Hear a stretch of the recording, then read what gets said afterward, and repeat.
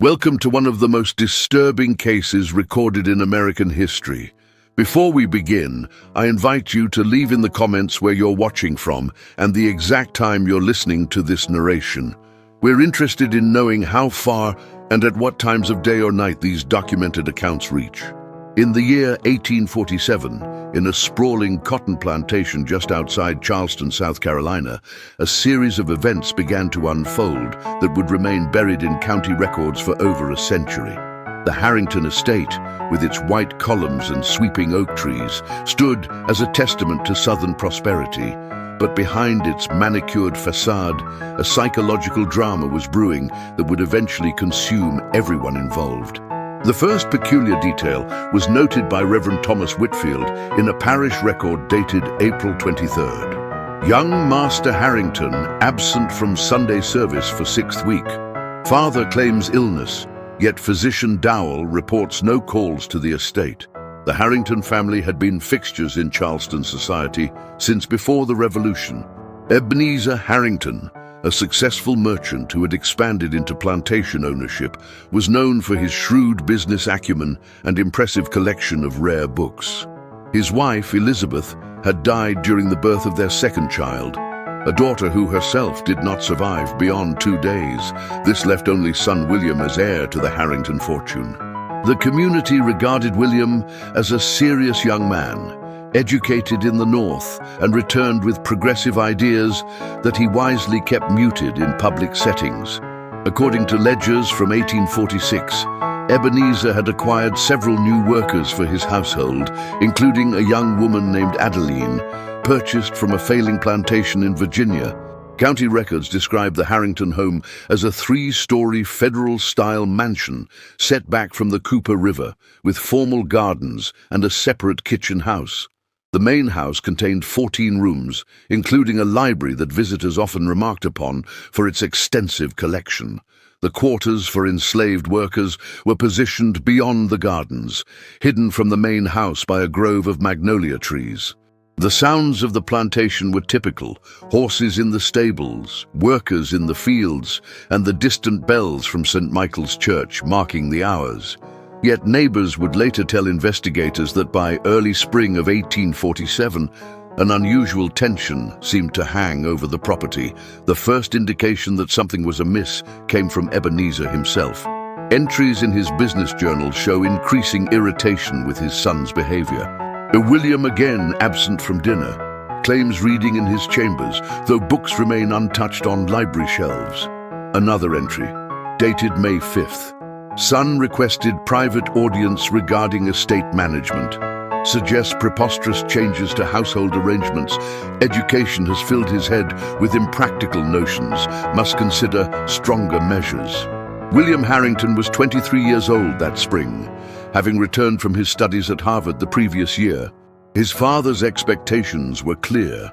Learn the family business, prepare to take over the plantation, and make an advantageous marriage to one of the daughters from allied families.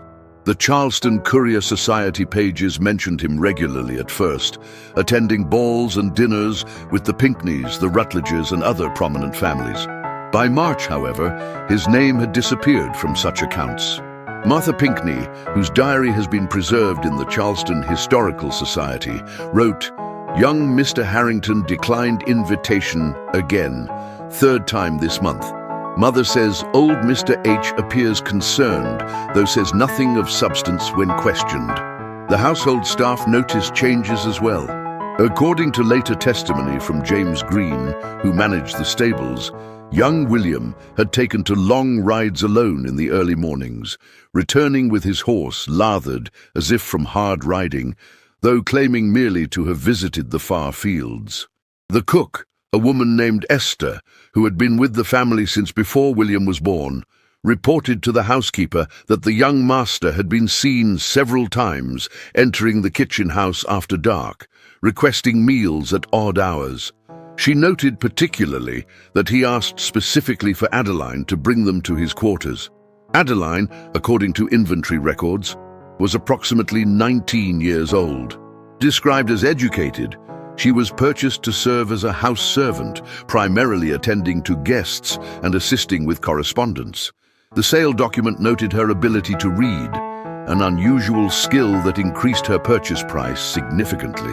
Church records indicate she had been baptized on the Virginia plantation, though her parentage was listed simply as unknown. What little is known about her appearance comes from a single notation in Ebenezer's records. New acquisition A. Has refined appearance and manner that will impress visitors.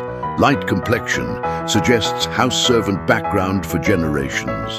The early summer of 1847 brought oppressive heat to the South Carolina Lowcountry. The Harrington ledgers show unusually high expenditures for ice, delivered from Charleston to cool the main house. During this period, Ebenezer Harrington's journal entries grow increasingly erratic and concerned. William refuses Rutledge invitation, claims headache, observed him later from library window, walking garden paths after midnight, troubling behavior. And later, discovered personal items missing from deceased wife's trunk, confronted household staff, no admissions, cannot identify culprit. Local physician Dr. Malcolm Dowell was finally called to the Harrington estate on June 12th. His medical ledger contains a cryptic entry, summoned to H plantation, not for young master as expected, but for female house servant. Symptoms suggest nervous exhaustion. Prescribed rest, removal from regular duties. Mr. H. Sr. unusually agitated about condition. Servant housed in East Wing guest chamber rather than quarters. Unusual arrangement. The summer continued with increasing tension, noted by those peripheral to the household. Delivery men reported raised voices from the study. The postmaster in Charleston noted an increase in correspondence to northern cities, all in William's hand. A tutor brought in to instruct the children of a neighboring plantation observed William and Adeline in what he described as an intense conversation near the garden wall, breaking apart quickly when they realized they were being observed. The situation escalated dramatically in July. Church records show Ebenezer Harrington meeting privately with Reverend Whitfield on 3 consecutive Wednesdays. The content of these meetings was never recorded, but immediate afterward, Ebenezer contacted a slave trader in Charleston. Documentation shows his intention to sell Adeline, despite having purchased her only months before at considerable expense. The transaction was scheduled for July 28th, with removal to take place immediately. On the evening of July 27th, something happened at the Harrington estate that would never be fully understood by investigators. The household ledger shows a dinner was planned with the Rutledge family, including their eldest daughter Catherine, long considered a suitable match for William. The cook Esther had prepared an elaborate meal, and the dining room was arranged for 8 guests. Yet no one from the Rutledge family ever arrived. According to later statements from James, the stablemaster, a message arrived from the Rutledge plantation around 4 in the afternoon, carried by one of their workers.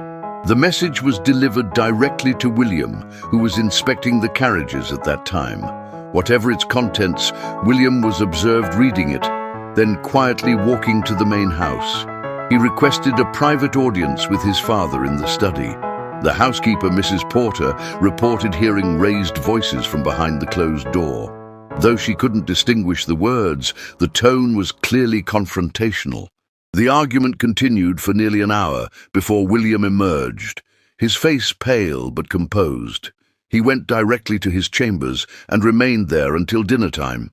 Ebenezer emerged later, instructed that dinner would proceed as planned despite the Rutledge's absence, and retired to the library with a decanter of brandy. The evening meal was attended only by Ebenezer and William. Mrs. Porter described the atmosphere as silent as a tomb, with neither man speaking throughout the courses. Adeline was among those serving, and witnesses noted that Ebenezer watched her movements with unusual intensity, while William kept his eyes fixed on his plate, barely touching his food. After dinner, Ebenezer returned to the library, while William announced his intention to ride into Charleston on business. James prepared his horse, noting that it was unusual to begin such a journey after dark. William departed around 8 in the evening. According to the stablemaster's account, he returned near midnight.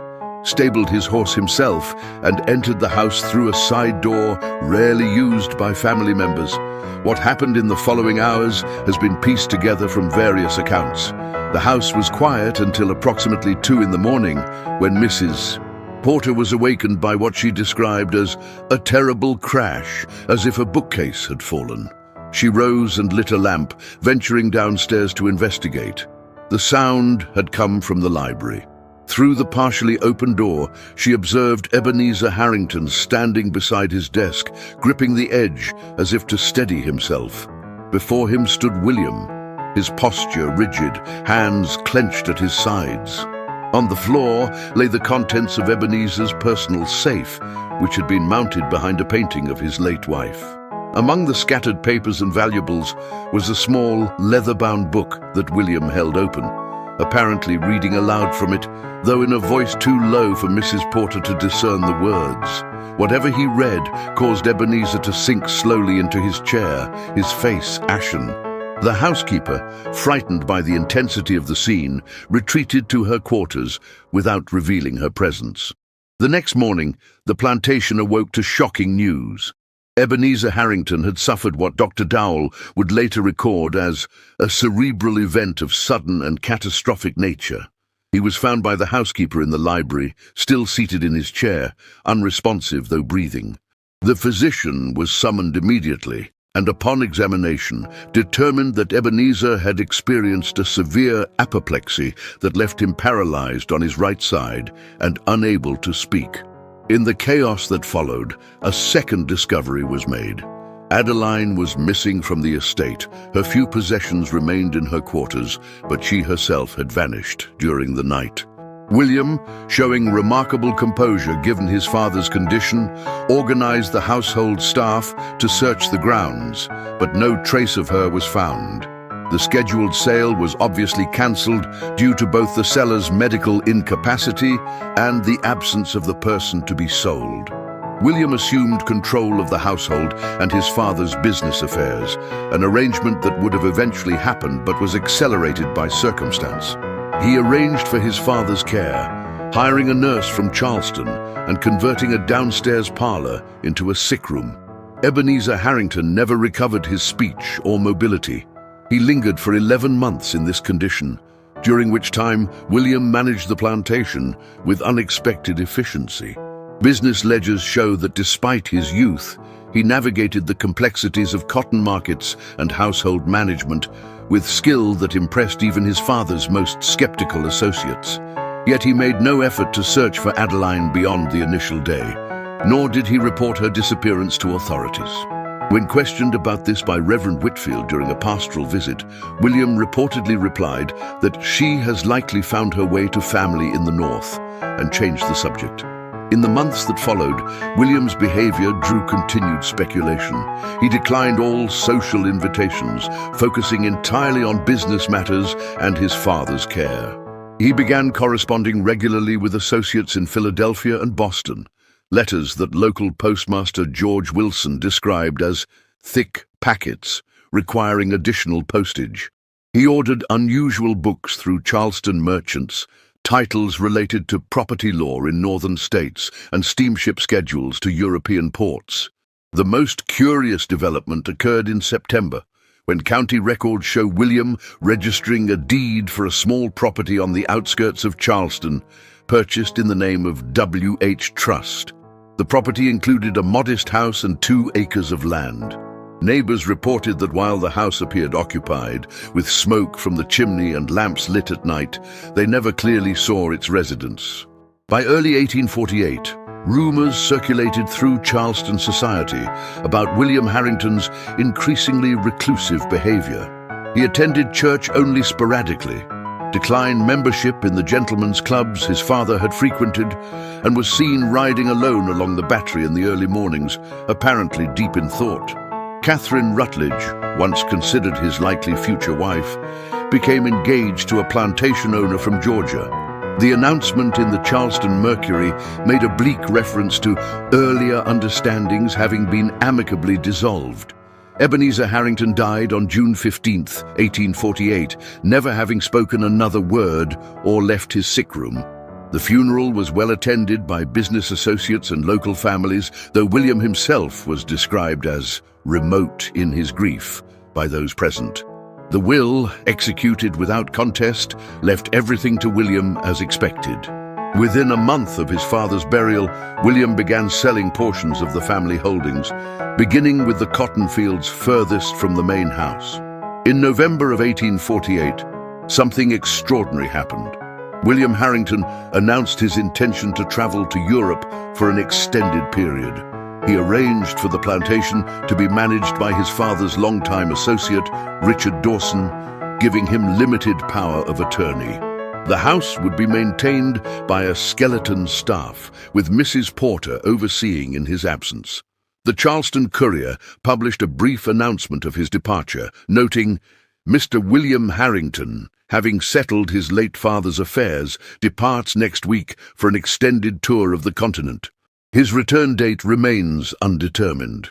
The article mentioned that he would sail first to Liverpool, then proceed to Switzerland, whose mountain air is recommended for conditions of the spirit and constitution.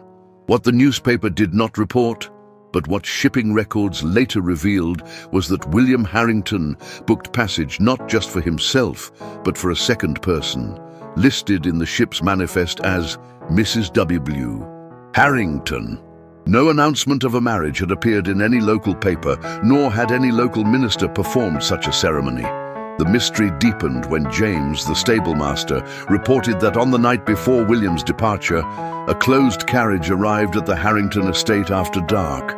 The driver remained with the vehicle, while a female figure, heavily veiled, entered the house through the side door. The carriage departed empty 2 hours later, and the next morning, William left for Charleston with 2 large trunks and a smaller valise, taking no servants with him, despite the custom for gentlemen traveling abroad. The Harrington estate remained under management for 5 years. During this time, William maintained sporadic correspondence with Richard Dawson regarding business matters, with letters arriving from various European cities: Geneva, Paris, London, Vienna. These communications, preserved in the Charleston Historical Society, focus exclusively on practical matters, with no personal information beyond formal closings. In 1853, instructions arrived from Zurich with directions to sell the remaining Harrington properties, liquidate all assets, and transfer the funds to a bank in London. These instructions were carried out, and the Harrington name gradually faded from Charleston society. The most intriguing document in this case emerged in 1962, when a historian researching antebellum Charleston discovered a leather-bound journal in the university archives, apparently donated anonymously in the early 1900s. The journal belonged to Elizabeth Harrington, William's mother, and contained entries spanning from her marriage until shortly before her death. While most entries concerned routine matters of household management and social obligations, a series of passages dated approximately a year before her death revealed an extraordinary secret. Elizabeth wrote of discovering papers in her husband's study indicating that years before their marriage, Ebenezer had fathered a child with a woman enslaved on a neighboring plantation. The woman died in childbirth, but the infant girl survived and was raised among the workers there. According to Elizabeth's journal, Ebenezer had kept track of the child from a distance, occasionally inquiring about her welfare through intermediaries. The child, Elizabeth wrote with evident distress, had been named Adeline. The final entry in Elizabeth's journal, written just weeks before her death, expressed her conflict about this discovery. She wrote of her intention to confront Ebenezer after the birth of their second child, and to insist that he acknowledge his first daughter and provide for her future in some way that recognized her parentage. The journal ended abruptly, and whatever confrontation she planned never occurred due to her untimely death. The implications of this discovery cast the events of 1847 in a disturbing new light. The acquisition of Adeline from Virginia appears to have been a fabrication, a cover story to bring Ebenezer's daughter into his household without revealing her true identity. Her refined appearance and light complexion, noted in his records, take on new meaning with this context. Most significantly, the relationship that apparently developed between William and Adeline occurred without either of them knowing they shared a father.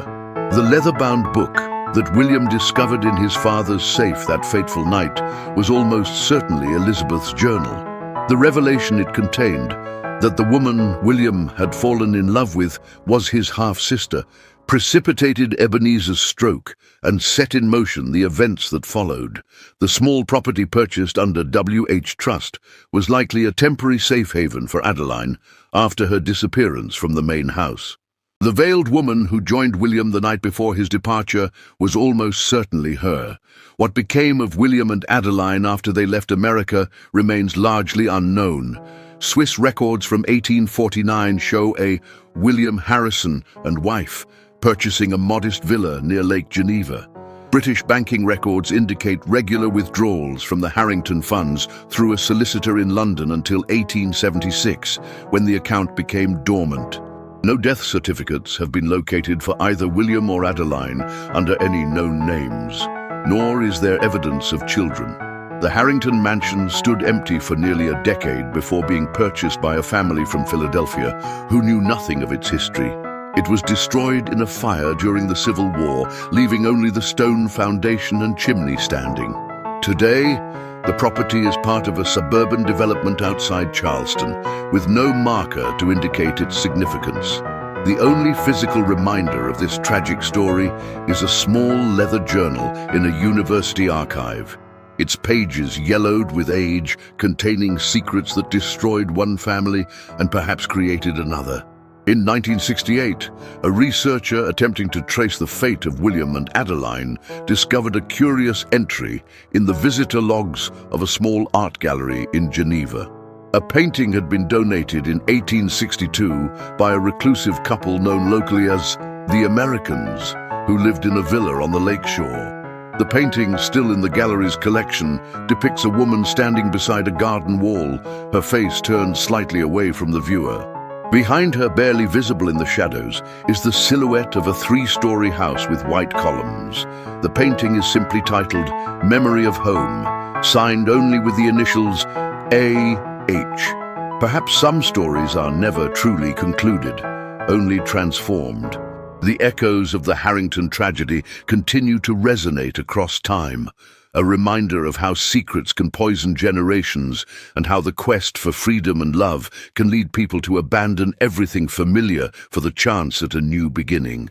In the quiet galleries of a Swiss museum, a painting watches over visitors who never suspect the American tragedy captured in its brushstrokes, while in Charleston, tour guides lead groups through historic streets, recounting well-known legends but never mentioning the merchant's son who disappeared across the ocean with his father's greatest secret.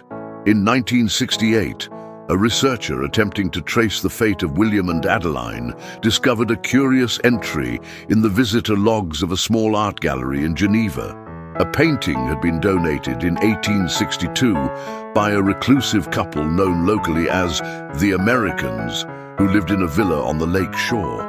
The painting, still in the gallery's collection, depicts a woman standing beside a garden wall, her face turned slightly away from the viewer. Behind her, barely visible in the shadows, is the silhouette of a three-story house with white columns. The painting is simply titled Memory of Home, signed only with the initials A.H. Perhaps some stories are never truly concluded, only transformed. The echoes of the Harrington tragedy continue to resonate across time, a reminder of how secrets can poison generations and how the quest for freedom and love can lead people to abandon everything familiar for the chance at a new beginning.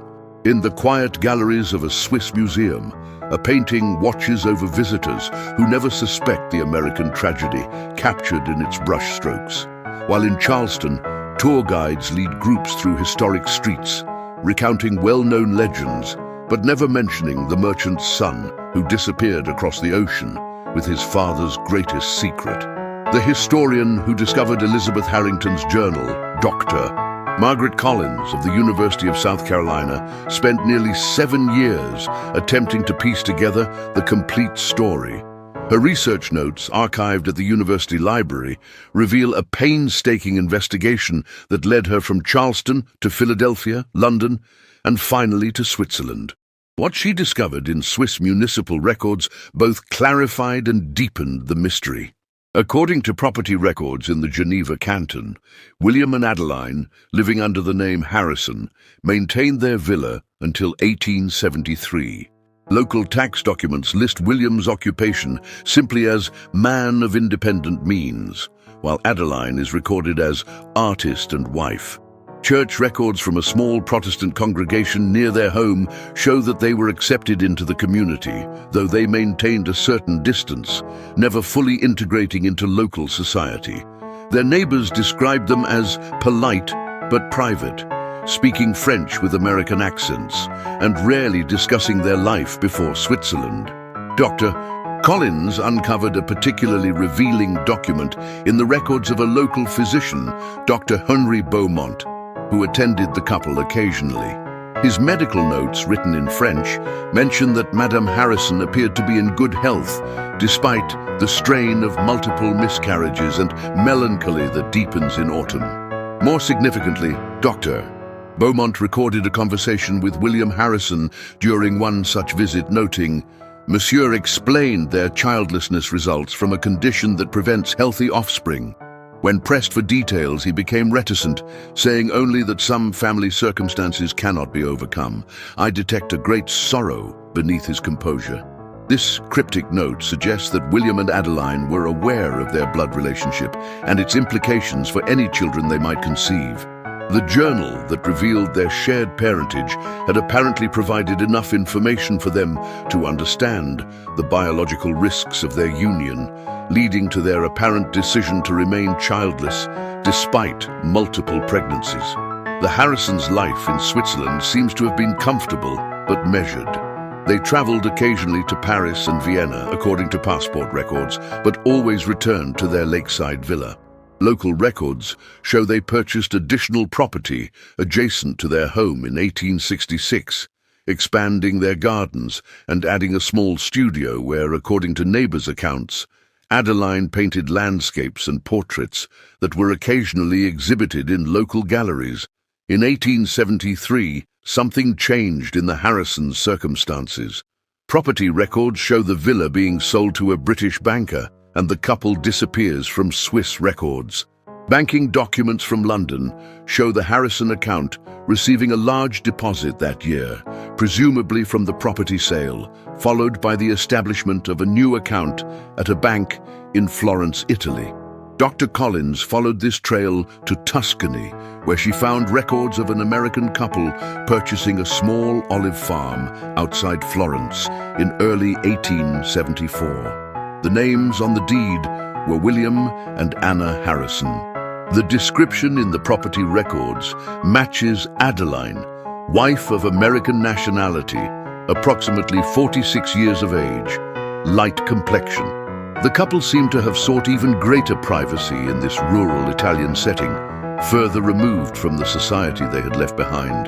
The most poignant discovery in Dr. Collins' research came from the archives of a small church near the Harrison property in Italy. In 1876, the parish recorded the death of William Harrison, aged 52, from inflammation of the lungs after a winter illness.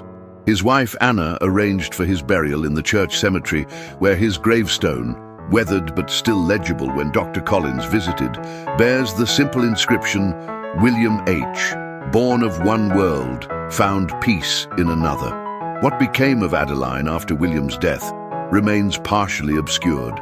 Italian property records show she maintained ownership of the farm for another 11 years, living there alone according to tax documents. Local memory, recorded by Dr. Collins in interviews with elderly residents, described La Vedova Americana, the American widow, as a quiet woman who painted and tended her olive trees, occasionally selling small landscapes to visitors from Florence. In 1887, the property was sold to an Italian family, and Anna Harrison vanishes from official records. However, Dr. Collins discovered a tantalizing detail in the archives of a women's boarding house in Rome. A register entry from November 1887 lists an A. Harrison, American widow, age approximately 60, taking up residence. The boarding house catered to genteel women of modest means, particularly artists and writers, seeking affordable accommodations in the city. From there, the trail grows cold. No death certificate for Anna or Adeline Harrison has been found in Roman records. The boarding house's documentation ends in 1893, when the establishment closed. A final intriguing possibility emerged from passenger manifests of ships sailing from Naples to New York in 1890. A Mrs. A. Harrison is listed among the second-class passengers, her age given as 62, her previous residence as Italy. Whether this was Adeline returning to America after more than 40 years of exile remains unconfirmed. Dr. Collins' research notes conclude with a reflection on the limitations of historical investigation. Some lives deliberately step away from documentation, seeking the freedom that comes with semi-anonymity. The Harrisons, or the Harringtons as they were born, seem to have chosen this path, leaving just enough traces to confirm their existence, but insufficient evidence to fully illuminate their inner lives. Perhaps this was their final act of self-determination, to control not only how they lived, but how they would be remembered or forgotten. The mystery might have remained in academic obscurity had it not been for an unusual discovery in 1965. During the renovation of an old brownstone in Boston's Back Bay, workers discovered a hidden compartment in the attic wall containing a tin box. Inside were several items, a small leather-bound book with blank pages except for the inscription, "To A from W. Remember only what brings peace," a pressed magnolia flower, a daguerreotype of a young man in formal attire, presumably William, and most significantly, several letters. The letters, dated 1891 through 1894, were addressed to "My dearest friend" and signed simply A. They were written from a boarding house in Boston's South End to someone identified only as M, apparently a woman who had befriended the writer. The contents suggest an elderly woman reflecting on her extraordinary life while maintaining careful discretion about specific details. In one letter dated February 1892, she writes, "You ask why I returned to America after so many years abroad. Perhaps it was a desire to complete the circle, to end where I began, though not in the same place or circumstance. The South holds no appeal. Too many ghosts walk those gardens. But here, where winter grips the city in ice, I find a strange comfort.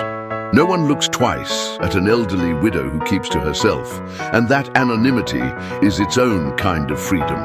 Another letter from December that same year offers the most direct reference to her past. M, your curiosity about my life before Europe is natural, but cannot be satisfied. Some stories cannot be told, even after all principles have passed from this world. What you perceive as romance was also tragedy, and what seemed like escape was also exile. Know only that I loved completely a man who sacrificed everything worldly for my sake, and I for his. Whatever judgment might fall upon us, we answered to our own hearts first, and found that sufficient. The final letter in the collection, dated April 1894, takes on the tone of a farewell. My health fails with the melting snow. The doctor makes reassuring sounds, but his eyes tell a different story. I am not afraid. I have lived a life so far beyond what was intended for me that each day has been an unexpected gift. The paintings I have given you are my legacy, not for their modest artistic merit, but for the memories they contain. The garden wall, the lake at sunset, the olive grove in morning light, each holds a chapter of a story I could never write in words. No record exists of Adeline's death in Boston City records under the name Harrison, suggesting she may have adopted yet another identity in her final years, or perhaps passed away elsewhere. The brownstone where the letters were discovered had changed ownership numerous times since the 1890s, making it impossible to identify M or determine how the letters came to be hidden in the wall. The Harrington-Harrison story might have remained largely unknown had Dr. Collins not published a small monograph on her findings in 1969, titled Across Boundaries, The Exile of William and Adeline. The limited academic publication caught the attention of a novelist researching antebellum Charleston, who adapted elements of the story into a historical novel published in 1972. Though fictionalized and romanticized, the novel brought attention to the original research, leading to a renewed interest in the actual historical figures. In 1978, a descendant of Richard Dawson, who had managed the Harrington plantation during William's absence, discovered additional correspondence in a family archive. These letters, exchanged between Dawson and William during the early years in Switzerland, revealed that Dawson had been aware of the true nature of William and Adeline's relationship and had helped facilitate their escape from Charleston. His assistance had been motivated by a deathbed promise to Elizabeth Harrington, who had apparently entrusted him with her journal and asked him to help her children should the truth ever come to light. The most haunting artifact associated with this story remains the painting in the Geneva Gallery. Art historians who have examined it note that while the technique is that of a talented amateur rather than a trained artist, the emotional quality of the work is remarkable. The woman's posture, facing away from the plantation house while still acknowledging its presence, captures the fundamental tension of Adeline's existence. She is simultaneously connected to and alienated from her birthplace, bound to it by blood, yet excluded from its privileges. Visitors to the gallery who know nothing of the painting's origins often comment on its melancholy atmosphere, the sense of something precious and painful captured in oil and canvas. The story it tells without words is one of impossible choices, of identities constructed and abandoned, of the price paid for autonomy and love. In that sense, Memory of Home serves as both art and artifact, a visual testimony to lives that official history would have erased entirely. What remains unclear, and perhaps unknowable, is when William and Adeline discovered the nature of their relationship. Did they learn they were half-siblings before or after their feelings for each other developed? Did that knowledge cause them to resist their attraction initially, only to succumb later? Or did they make peace with their unusual circumstances, reasoning that a society that had already denied Adeline's humanity had no moral authority over their hearts? The journal entries, letters, and documents provide no definitive answer to these questions. What they do reveal is that whatever moral calculations the couple made, they committed to their decision completely, abandoning wealth, status, and homeland rather than separating. Their chosen exile speaks to both the power of their bond and the impossibility of maintaining it within the social framework of 19th century America. The story of William and Adeline exists in the liminal spaces of historical record, emerging in fragments from ships' manifests, property deeds, medical notes, and personal correspondence. It challenges conventional narratives about antebellum plantation life, suggesting complexities and connections that official histories often obscured. Most significantly, it demonstrates how individual lives could defy the rigid categories imposed by society, seeking personal truth at enormous cost. In 1982, a final discovery added a coda to their story. A small museum in Boston acquired a collection of paintings from a private estate, including several attributed to A.H. One canvas, smaller than the others and apparently unfinished, depicts two figures walking away from the viewer along a tree-lined path. Their faces are not visible, but their posture, an older man leaning slightly on a woman's arm as they walk, suggests both intimacy and interdependence. The background shows mountains that art historians have identified as resembling the landscape near Florence. The painting bears no title on its frame, but on the back, written in faded pencil, are three words: the path chosen. The Harrington story faded again from public awareness by the 1990s, remembered primarily by academic specialists in antebellum history.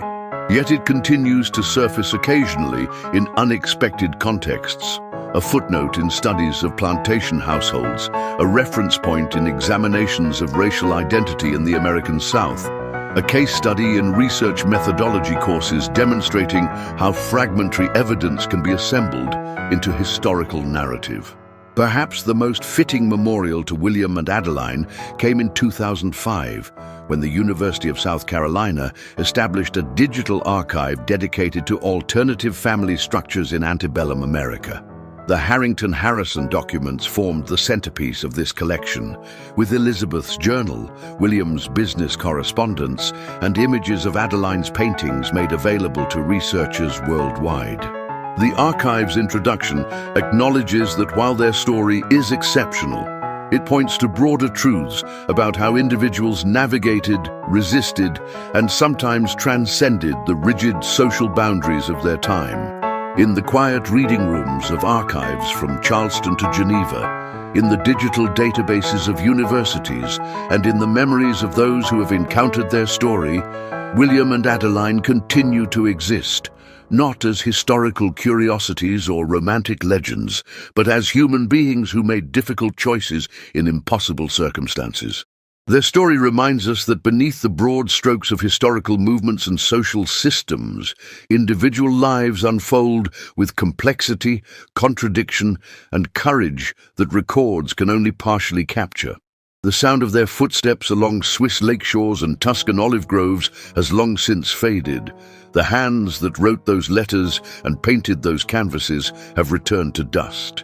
Yet something essential remains: the testimony of lives determined to define themselves rather than be defined by others, to find connection across boundaries designed to separate, and to create meaning in a world that denied their right to exist as equals. In that testimony lies both their tragedy and their triumph.